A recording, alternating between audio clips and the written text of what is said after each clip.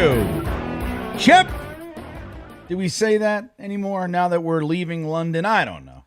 Well, listen, I'm happy I'm alive, right? We can always say that. I'm happy to be alive. I'm happy you're alive. I'm happy that we made it to this day after they tried to kill us again. They try to kill us, man. I think the Jets are trying to kill us. That's what I think is really going on here. Welcome, everybody, to GreenBean's Jets Pod, episode 171. A fun number, I imagine. 171. I was asked to bring back the player profile for each number. I have not felt it's the right time to do so here we are. We'll get into a bunch of things today. I thank you guys for hanging out with me. If you're in the car driving, if you're brushing your teeth or what have you early in the morning, thank you for checking in so early. I love my morning peeps. I love you guys. Hey, we're in this together, right, man? So I thank you. Lots on the docket. We got history being made by Aaron Rodgers. I made a short video on that already, but we'll talk about it a little bit. We're watching history here, guys. I don't know if you were aware of that. We'll talk about the big matchup with the Buffalo Bills coming up on Monday Night Football. So 9:30 on a Sunday all the way to 8:15 on a Monday. This first half of the season is just no joke as far as the difficulty. And I'm not even talking about the Jets. I'm talking about for me. Okay? For me, man. I like a schedule, dudes. That's what I like. Routine, right? We got some incredibly powerful comments from Quincy Williams. If you haven't seen these yet, they're something else, man. And we're going to talk about that in some detail today. We also have some box score stats to look at and go from there. But, man, the first thing I'll tell you, I'm grateful for the sponsor of the video, the great BetUS, America's favorite sports book. I was able to place some wagers for the Jets game. I will tell you that don't follow my lead. The app is great. I got to show you. You just take a look at this app right here. It's a wonderful thing. You know, I'm a big fan of prop bets. Betting the lines isn't my thing. I like to go and see if I can pick with the quarters, but I'm not very good at it. So what you should do is take a look at what I'm doing and do the opposite. That's what you should do. But you go on the BetUS app. We have a great deal for you. Everybody listening to this podcast right now, if you go onto that app and you sign up using the promo code YouTube150, they're going to give you a 150% bonus on your first deposit up to $2,000. All you got to do is go to betus.com, use the promo code YouTube150, and that's a wrap. 150% bonus on that $2,000 deposit, anything up to $2,000. So it's amazing. I thank BetUS for sponsoring the program because it's a great product, and I know many people who get enjoyment out of it, and that's a great thing. So, guys, the Jets are now 2-3. We were 2-1 at one point, and it's one of those things we talk about it all the time. There's a lot of reason to that people get upset when you lose the winnable games, right? Now, this was an interesting game this week against the Vikings because they were coming in red hot, one of the hottest offenses in the league. Our former starting quarterback, Sam Darnold, was lighting it up. He's in MVP conversations right now and all that jazz. So, and we were coming off of a 9-point touchdownless venture into MetLife Stadium, our home turf, after looking like a precision-oriented offense, not on all 8 cylinders, so to speak, but we looked like we were humming, and you follow that with a clunker, and then so we got the clunker coming into play, the 37 points I think the Vikings scored the week before. So it's a weird situation where, you can understand losing that game against the Vikings. But you got to beat the Broncos, right? This is why we get so upset. Like, especially early in the season, you got to come away with the victories that you're supposed to have, right? You got to not fall victim to trap games or just losing to lesser talent, having rookie quarterbacks have their coming out game and things like that. So this game ended up, this week against the Vikings, ended up being, it looked like it was going to be a blowout. It was 17-0 at one point, and we looked like we couldn't get anything going. And I'm going to talk about the coaching here for a minute to point out something that I have found to be a consistent issue with the Jets that really rubs me. It's not so much specific plays. Like, we talk about play calling, we talk about clock management, we talk about all these other things that are very, very important and applicable, but not to remove them. But there's something else that I think the Jets are completely devoid of any awareness of, and that is to balance the momentum and the trends of the game, the energies up and down of the game. It's undeniable that it takes place. And when a team gets momentum, it's very hard to stop it. Nobody can quantify it. Nobody's found an elixir that you can drink it and turn it on. There's no pill. There's no shot. There's no way to quantify it. It drives the analytics people nuts.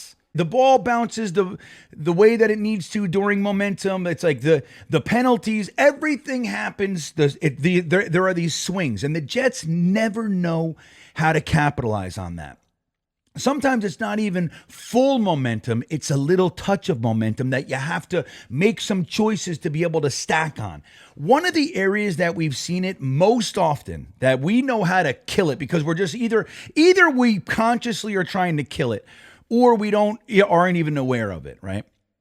And we've seen, like, in clunker games, a great example was last year against the Chargers, I believe it was, that we get in the end zone, and we haven't been able to move the ball all day, but we finally get in the end zone.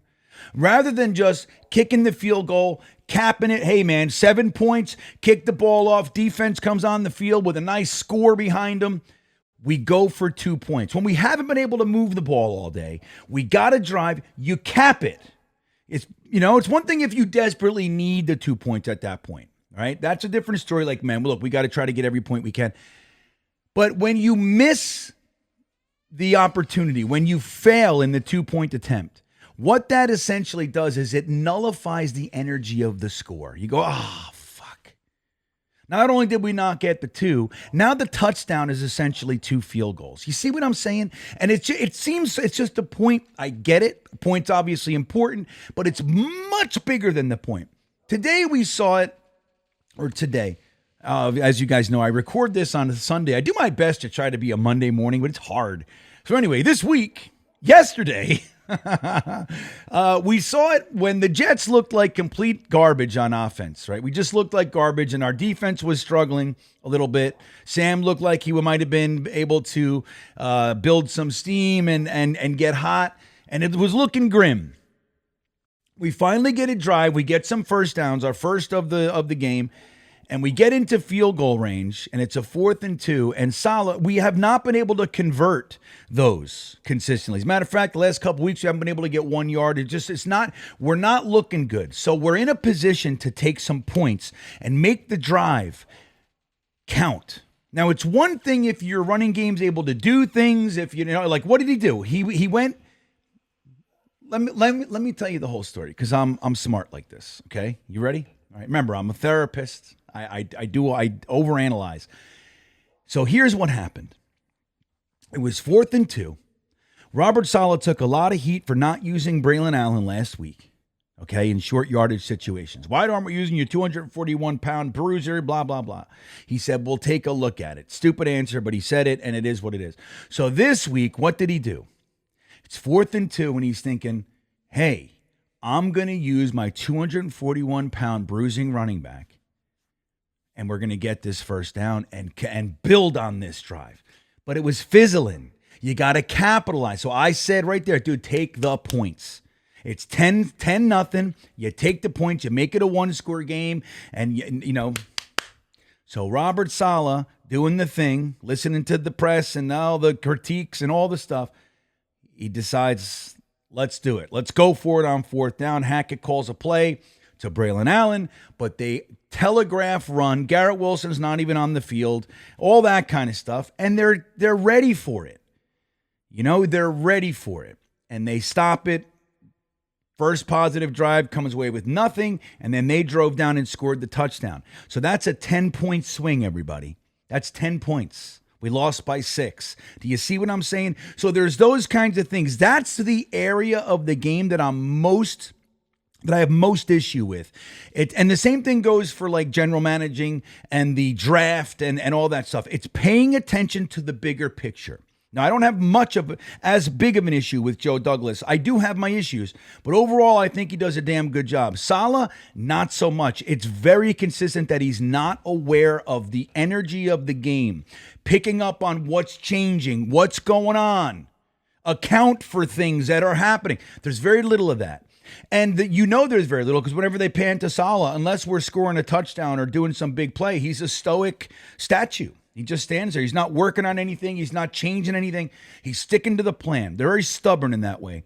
And I have a problem with that. And we saw the game come down to, look, we were on the 26-yard line. If we had to kick a field goal, we tie it, and we go to overtime. It's a whole different thing. That said, I don't think that's the reason we lost. I think the reason we lost is because of something in this box score right here. Now, Aaron Rodgers, and this dovetails nicely with our historic season that we're watching. If you guys didn't know, which you do by now, I'd say 93% of you. Did Gladiator 2? I just saw a commercial for Gladiator 2? Really? There were so many unanswered questions in Gladiator 1. Jesus, that's going to be a CGI nightmare, everybody. But I digress. Don't get sucked into it. It's not going to be good. So we watch in the Denver game, and I'm there for this historic moment. I'm very grateful. I love watching history. Aaron Rodgers, Hall of Fame quarterback, 20-year career, has never played a game at home where he hasn't thrown at least one touchdown pass. Until now, right? So we get to see that. We watch it. 10-9, lose by 1, Aaron Rodgers' first ever home game without a touchdown. Great. And I joke, back in my day, children gather round grandchildren. I was at the game. The great Aaron Rodgers, that whole thing. I get to tell the story maybe someday. But the other thing, in this game against the Vikings, in Aaron Rodgers' press conference, I'll show a clip. He says, I didn't even know it. I just found out that this is the first time I've ever thrown 2 interceptions in the first quarter. Obviously, that was below my standard. I just found out I've never thrown 2 picks in the first quarter before. So that's a first. One of us cost, obviously, 7. And the other, could have cost 3. So in a game where you lose by 6, plays like that are exponentially highlighted. So 3 turnovers for me is definitely out of character, and I'm disappointed. Ooh, we're stacking on it now, baby. 1 game, no touchdowns. This one, 2 interceptions, 1 for a pick 6, a 63-yard pick 6, by the way. Like, think about this. 10 more yards, that's another 3 points. Another 10-point swing. So this is the thing.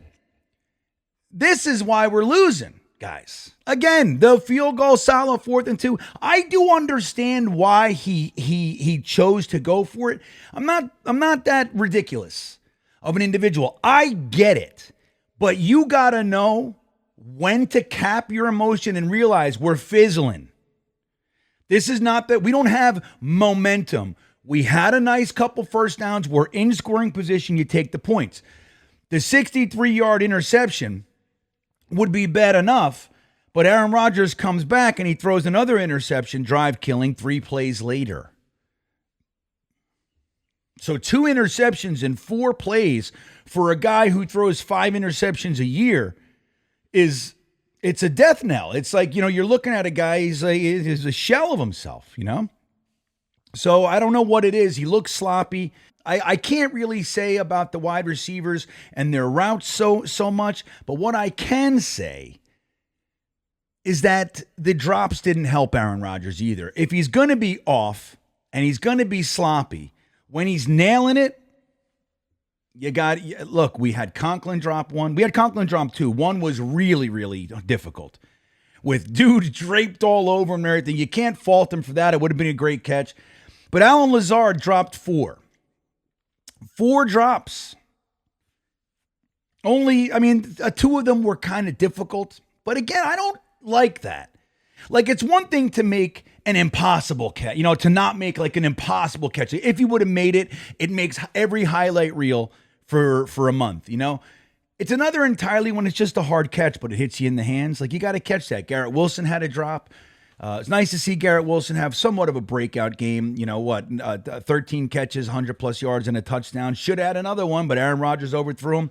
So but this, even with all that, this game is in hand until we see a very rare, I don't know this one. I don't know how many times this has happened in Aaron Rodgers' career, but he throws a third pick. We're on the 26-yard line. And he throws just a terrible pass. Mike Williams, back shoulder, he had it. Over the top, he had it. He would have beat his guy on both ends. And he threw it the one place where Mike Williams couldn't get it, and the defensive back could, and it was a pick, and it was nothing doing. I'm not even going to talk about the penalties in this game one way or the other.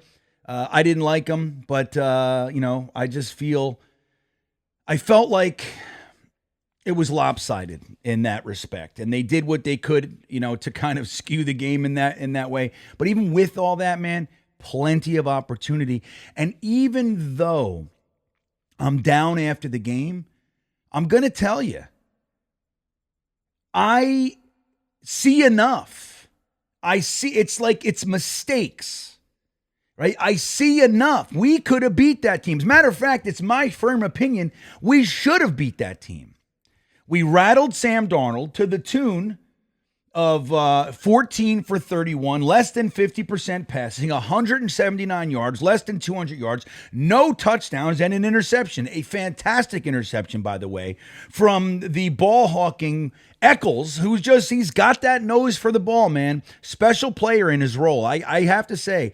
But 14 for 31, 179, no touchdowns, and an interception. For a guy who's in every MVP conversation, you have to tip your hat to the defense on that one. Now, I didn't get the pressure that I wanted on every play, but there was consistent pressure throughout the game. We saw Michael Clemens with a big sack. You saw Will McDonald with a big sack. You saw Oliver with a sack. And you saw numerous other opportunities where we were in Sam's face. And when the pressure's in Sam's face, we know it as well as anyone, if not better. He's a different quarterback.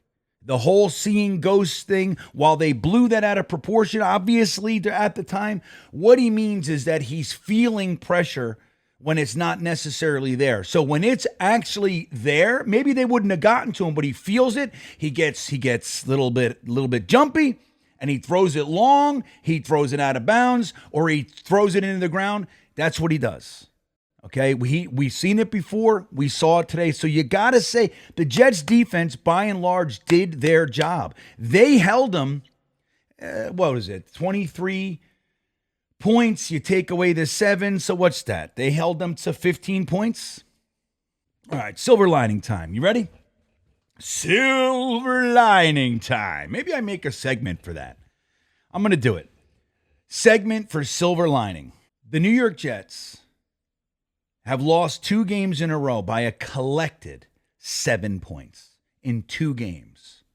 Collected. 2 games combined, 7 points we lost 2 games by. 1 to an inferior team, 1 to one of the hottest teams in the league, and is now 5-0. Not a bad look. We're not getting blown out. We're coming back. We're fighting. We're doing all the things. Now, we should have won and could have won both games. Zerline missed a field goal he makes more times than not in Denver. And Aaron Rodgers throws a when that last drive, we had 3 minutes. I was like, this is why you have Aaron Rodgers right here. This is it. And he threw a pick. He looked good on the drive going down the field, didn't he? He looked good. Got us to the 26. So here's the other half of the silver lining. You ready for this?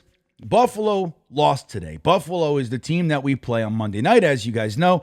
Cream of the AFC East for the last number of years.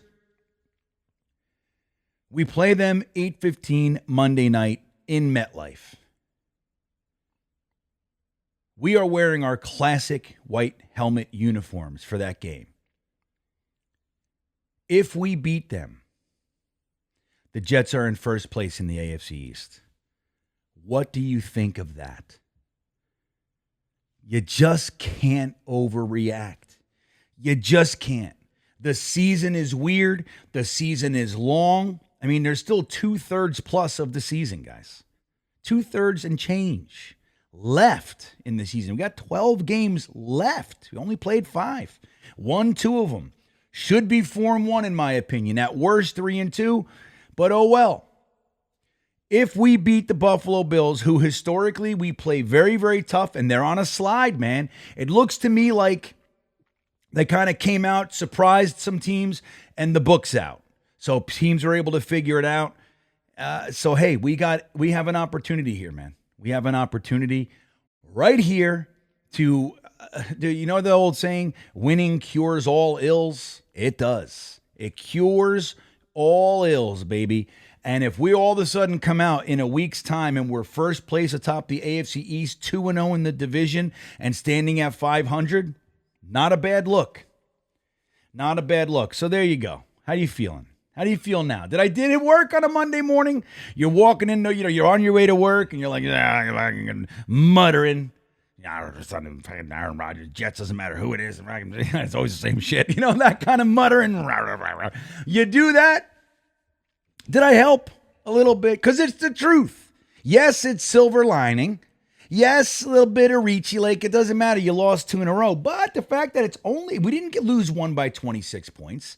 We didn't lose one by 18 points. We didn't lose 2 by 10 plus points. 7 points combined. We had a chance to win at the end. The last play of both games really? So other than the victory post today or in the Vikings game yesterday, we had an opportunity to win the game. We just didn't close it. That says a lot. It says a lot about a team that's new. You just got to keep chomping. Keep chomping. Keep chopping. Chomping and chopping, baby. That's what you got to do. So let's do this. Let's talk about the angry Quincy Williams, who I happen to agree with in this week's Intelligent Gripe. Oh, yeah. You ready for this shit, man? Let me just tell you that they interview players after these games. And I have often said, I don't know how these guys keep their composure. Now, you can't always lose your marbles or crumble to pieces or get crazy. But I'm telling you, I don't know how they do it. It's like when we talk about the post-game interviews with Saleh or the quarterback. I think he's just going to say the same thing. Like, dude, I don't know how they can do anything else. Like, it's just, I mean, dude, it is fresh. Whatever we're feeling, This is the guy with the keys, with his hands on the wheel. And you got to, hey, what'd you think about your stupid ass call here? Why didn't you do this, you moron? And it's like, well, I got to fucking, you want to just flip the desk and say, I got everybody out. That's what you want to do. Get out of my house. That's what you want to do.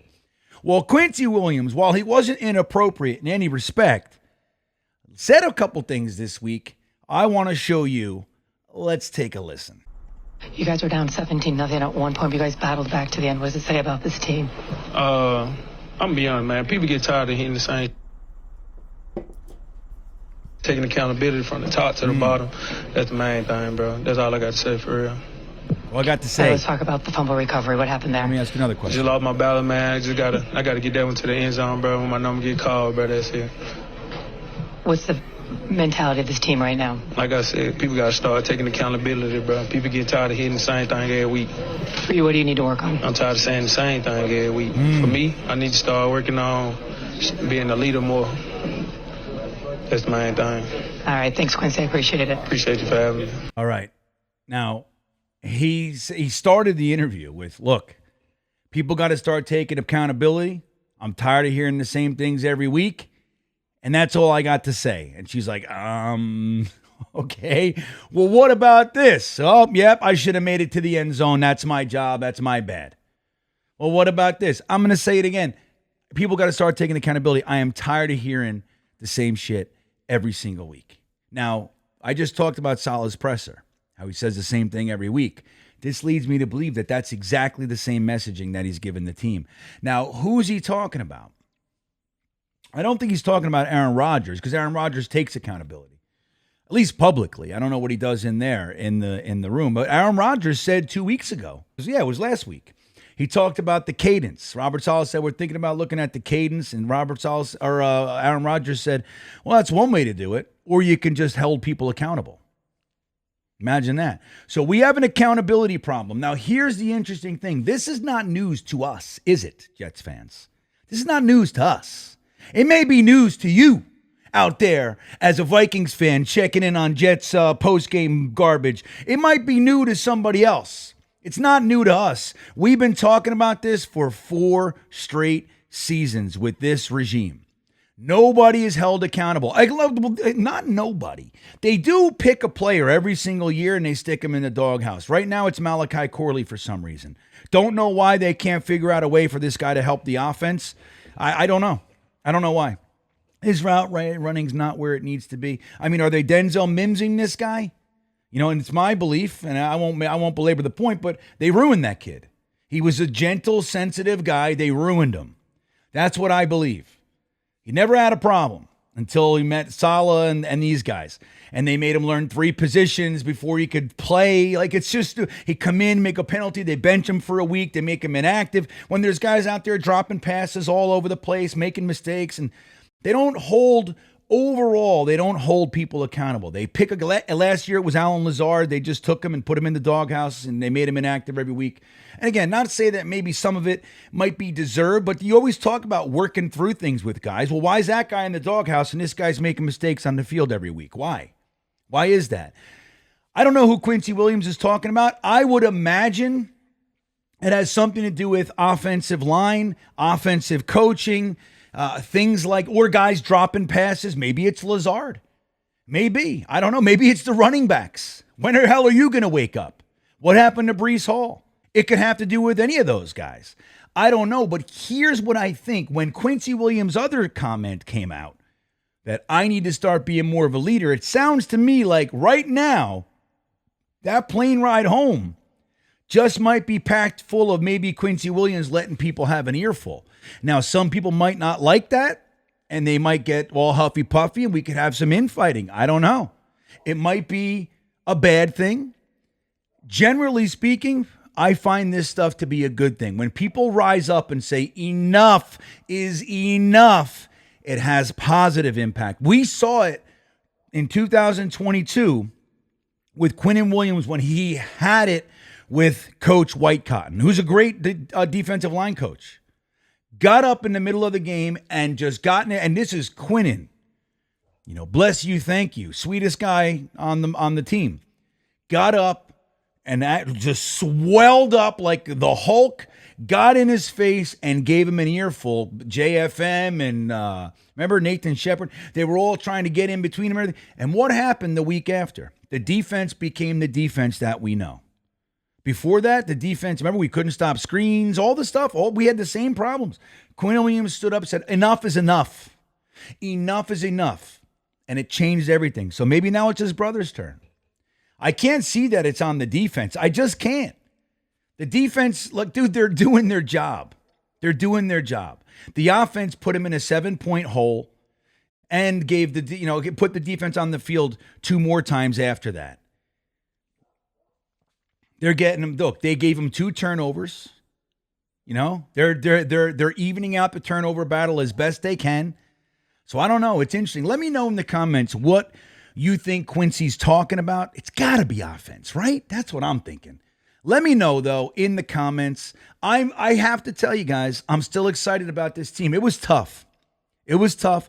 They did battle back. Too little, too late. Another solid trait is that we start slow and can't quite climb out of the hole all the way. I'm getting tired of that shit, too. The first full game we've seen in a very long time was the Patriots game on Thursday night, which is why we were so excited. It looked like we were finally humming, like I said earlier. With that all said, that's going to do it for this episode. So let me know what you think. I want to thank the great BetUS for sponsoring the video. Don't forget, YouTube 150 upon sign up gets you 150% bonus on your first deposit up to $2,000. Thank you, BetUS. And thank you guys for being here. The first place Jets are coming up with the Rex Ryan era uniforms, Bill Parcells, Herm Edwards, Al Groh, that era. Mangini, lots and lots of wins in that uniform. Or you could say Joe Namath, if you'd like, if you prefer. Even Klecko played in that uniform for a spell. So it's a good one. I'm happy to see it back, even if it's just for one game. And you're going to see Aaron Rodgers is going to go on the back end and he's going to say, you know what? It was amazing. The white helmets, I could see him so clearly on the green field. You're going to see it. You'll see. You'll see. With that all said, guys, have a great rest of your Monday. Have a great rest of the week. We'll be talking some more, as you know. And as always, go Jets.